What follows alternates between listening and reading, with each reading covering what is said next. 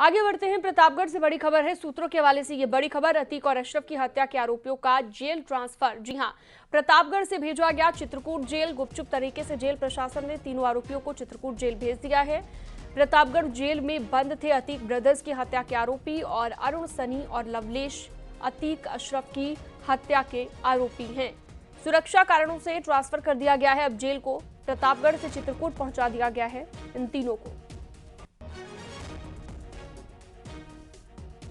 तो अब चित्रकूट लाया गया तीनों आरोपी अरुण, सनी और लवलेश तिवारी। तीनों पर अतीक और अशरफ की हत्या का आरोप लगा है।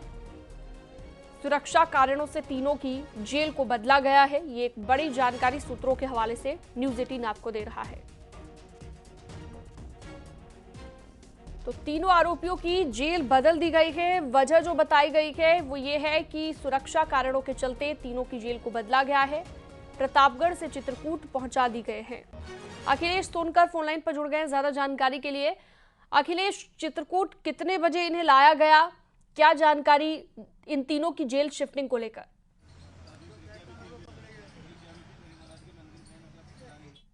आरोपियों को इनको प्रतापगढ़ की जेल में किया गया था। इनको चुपके तरीके से जेल प्रशासन ने इनको सुरक्षा को देखते हुए इनको चित्रकूट की जेल में शिफ्ट किया गया है। हालांकि अभी ये क्लियर नहीं हो पाया कि कब शिफ्ट किया गया। सूत्रों से पता चल रहा है कि दीपावली के एक दिन बाद ही इनको यहाँ चित्रकूट के जेल में शिफ्ट किया गया था और इसको गोपनीय तरीके से रखा गया था। यह तीनों आरोपी पहले प्रतापगढ़ की जेल में बंद थे। इस मामले में हमारी जेल प्रशासन से बात हुई है तो जेल अधीक्षक ने यहाँ शिफ्ट करने की खबर को बिल्कुल सिरे से मना कर दिया है। इन जो हमारे सूत्र बताते हैं कि उनको दीपावली के एक दिन बाद यहाँ तीनों को शिफ्ट किया गया था, जो तीनों को जेल के अंदर रखा गया है। इन पर कड़ी निगरानी सुरक्षा इंतजाम किए गए हैं। जी ठीक है, बहुत शुक्रिया तमाम जानकारी के लिए आपका अखिलेश। मिर्जापुर में फ्री में सिगरेट न देने पर मनचले ने महिला दुकानदार पर हमला कर दिया। जी हां, इस दौरान फायरिंग में गोली शटर में जाकर लग गई और हमले की जानकारी पर पुलिस पहुंची। घायल महिला को अपने वाहन से ट्रॉमा सेंटर लेकर गई। पुलिस ने 6 लोगों के खिलाफ मामला दर्ज कर लिया है, तफ्तीश शुरू कर दी है।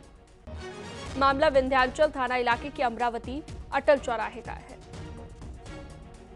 अटल चौराहे पे कमलेश बिंद की दुकान है जो मछली, पान, गुटखा, सिगरेट बेचता है। 8:30 बजे उसका कहना है कि कुछ लोग आए हैं, हमसे सिगरेट और यही सब मांगने लगे हैं और शायद फ्री में मांगने लगे होंगे तो इन लोगों ने सिगरेट नहीं दिया। उसी को लेकर विवाद हो गया है। तो उसने वही मछली से जो पाके से काटा जाता है वही उठाया है और कमलेश बिंद की माँ को इसने पाके से प्रहार कर दिया है। तो बाएं गाल पे चोट बताई जा रही है और एक फायर का शटर पे उन्होंने एक फायर किया है, जो मतलब शटर पे है एक फायर। एल्विश मामले में रेव पार्टी के लिए सांपों का जहर सप्लाई करने के आरोपी राहुल ने 24 घंटे की रिमांड में पुलिस के सामने कई राज खोले हैं। उसकी निशानदेही पर पुलिस ने फरीदाबाद स्थित गांव से 2 कोबरा सांप रेस्क्यू किए हैं। रेव पार्टी में ले जाने को लेकर तस्करी कर दोनों सांप लाए गए थे। दोनों सांप वन विभाग को सौंप दिए गए हैं। मेडिकल परीक्षण के बाद दोनों सांप जंगल में छोड़ दिए जाएंगे। रिमांड में हुई पूछताछ के बाद शुक्रवार को राहुल को वापस जेल भेज दिया गया। और ज्यादा जानकारी के लिए हिमांशु शुक्ला हमारे साथ लाइव जुड़ चुके हैं। कहा जा रहा है कि रेव पार्टी के लिए ये दोनों सांप लाए गए थे और एक कोबरा भी बरामद किया गया है। और क्या ज्यादा जानकारी हिमांशु, क्योंकि लगातार इस मामले को लेकर पुलिस बहुत गहनता से जांच में जुटी हुई है।